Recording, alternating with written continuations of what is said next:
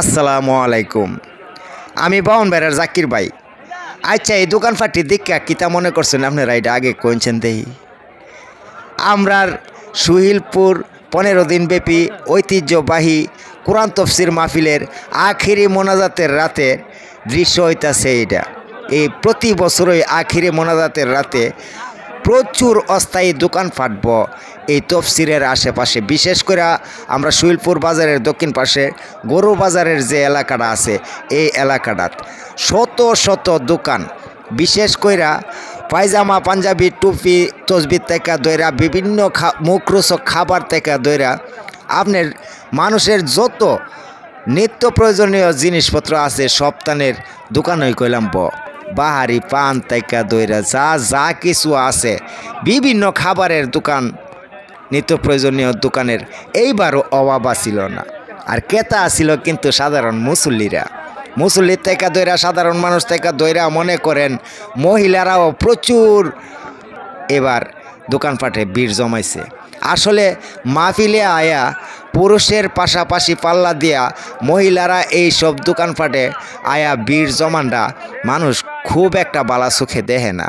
এরপরেও যুগটা এমন হয়ে গেছে গা, মনে হইতেছে দেখুন না বেড়াইতে থেকে বিড়াইতের সংখ্যা বেশি। কিতা কইতাম, কিছুই কওয়ার নাই। যাই হোক, আল্লাহ মাফ করুক। মাহফিলে যায় এমনভাবে বিড়াইতে একসাথে এই অস্থায়ী দোকানগুলোতে ভিড় জমানটা অনেকেই খারাপ চোখে দেখছে, আমার কাছেও একটু খারাপ লাগছে। যাই হোক, এই ধরনের মার্কেট যারা মিস করেন, এই ধরনের অস্থায়ী দোকানপাটের দৃশ্য যারা মিস করেন, বিশেষ করে যারা দেশে নাই প্রবাসে আছেন, আপনারা অনেক মিস করেন। ভাবলাম যে একটা ভিডিও বানাইলাই আর ঘোরায়া দেখাই যে কত রকম দোকান যে এই আখিরি মোনাজাতের রাতে বসছিল আমরা এই সুহিলপুরে। ব্রাহ্মণবাড়িয়া জেলার ঐতিহ্যবাহী সুহিলপুর 15 দিন ব্যাপী কোরআন তফসির মাহফিলের আখিরি মোনাজাতের এই দৃশ্যটা আসলে অনেক দিন আগে থেকেই মাহফিলের মধ্যে বিরাট বড় একটা মেলা জমা জায়গা।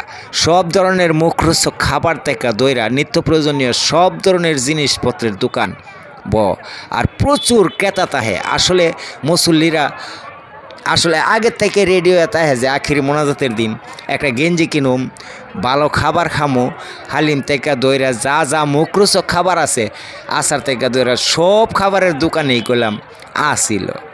যাই হোক, আমি ভিডিওটা বানানোর চেষ্টা করছি। এবারও কত বেশি পরিমাণ দোকানপাট যে আসিল এইটা দেখানোর লাগা। যাই হোক, মাহফিলের আশেপাশে বাংলাদেশের প্রতিটা জেলায় এই রকম অবস্থা, কিছুই করার নাই। সবাই ভালো থাকেন, সুস্থ থাকেন। আল্লাহ হাফেজ।